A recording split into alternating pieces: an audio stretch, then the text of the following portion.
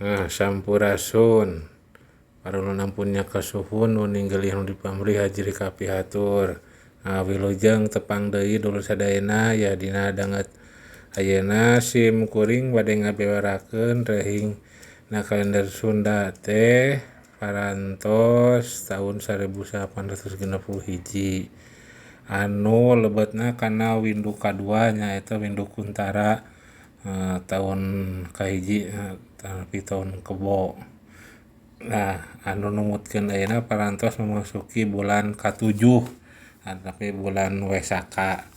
Hartosna Wesaka teh nyaeta pepeling gitu. Hartosna teh jadi pengingat lah gitu pepeling pikeun urang sadayana kanggo dina ieu kahirupan teh.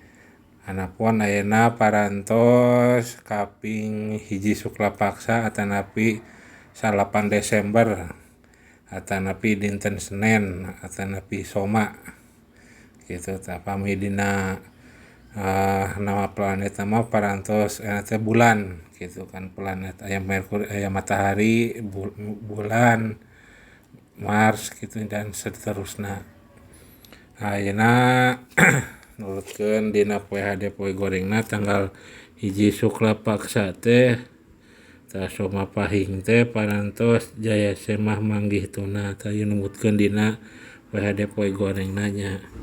Jadi waktu tebarna kanggo dina dunia pertanian anu sok tatani gitu anu sok kakebon sok barang pelak tah ieu ya waktu tebarna sareng waktu tandurna nya dinten Buda dinten Rebo tah jam 8 tanggal 3 Suklapaksa tanggal 10 tanggal 2 Kresna Paksa tah ieu tah waktos-waktosna kantun dicatet pangintennya ku wargi sadayana anu masih keneh ngetang ngagunakeun etang-etangan sepuh kapungkur gitu tah waktu tandurna kitu nya dinten Sukra dinten Jumat tah ieu kitu tah kantun dicatet teh pangintennya paminu teh acan gaduh kalenderna mah aya deui na ngabewarakeun tentang ieu kajadian penting di Tatar Sunda.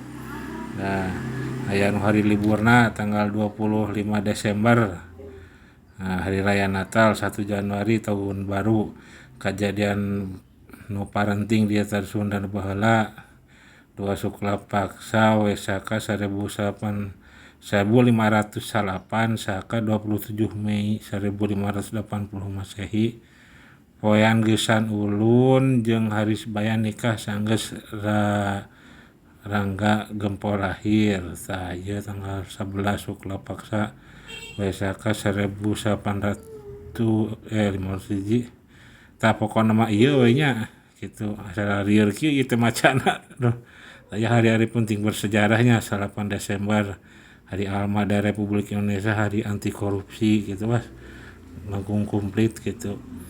Tah sakitu dulur sadayana anu tiasa hidangkeun kapihatur ku sim kuring gitu bangsa sarangan sami-sami diajar.